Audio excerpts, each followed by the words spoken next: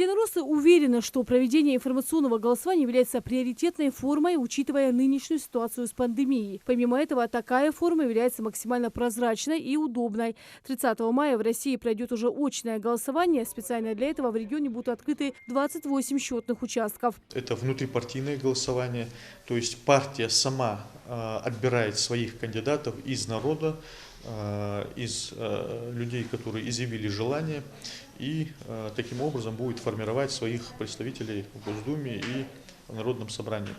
Также важно отметить, что партия «Единая Россия» – это единственная партия, которая отбирает своих кандидатов из обычных граждан, наших жителей республики, ну и России в целом.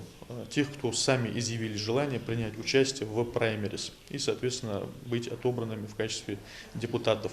Говоря о праймеризе, «Единая Россия» проводит предварительное голосование по отбору кандидатов на выборы разного уровня на протяжении последних лет.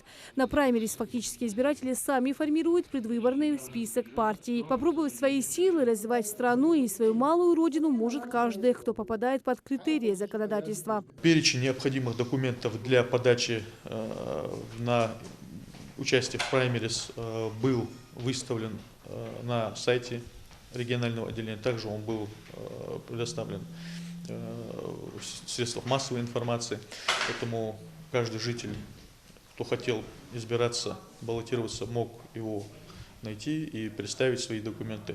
Таким образом, на конечную дату приема документов было подано около 220 заявок. Это очень хороший результат.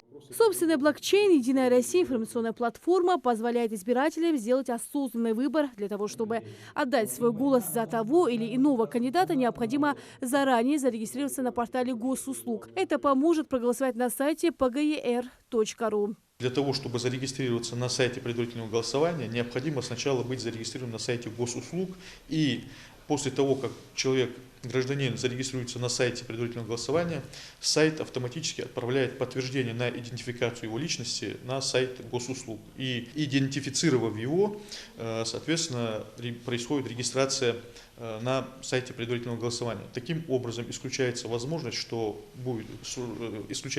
стороннего вмешательства, и что кто-то, скажем так, воспользуется голосом избирателя. Поэтому гражданин, избиратель сам может своим голосом воспользоваться. Для того, чтобы познакомить жителей республики с кандидатами, в Ингушетии проходят праймеризы. Это площадка, организованная региональным отделением партии «Единая Россия». Каждый избиратель может узнать больше о кандидатах и задать интересующие их вопросы. Для того, чтобы ознакомиться с кандидатами, за кого им голосовать, на сайте предварительного голосования размещена информация о всех кандидатах. То есть в разделе «Кандидаты» имеется информация о всех зарегистрированных кандидатах, об их роде деятельности. Имеется также информация, самопрезентация этих кандидатов, где они рассказывают о своей автобиографии, о своих заслугах и достижениях.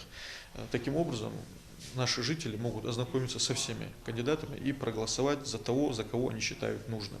Результаты голосования будут известны 31 мая. Таким образом, станет ясно, кто будет в списке кандидатур на выборы в сентябре в Государственную Думу России и Народное собрание Ингушетии. Ирина Цычоева, Хас Магомед Майсигов, Новости 24.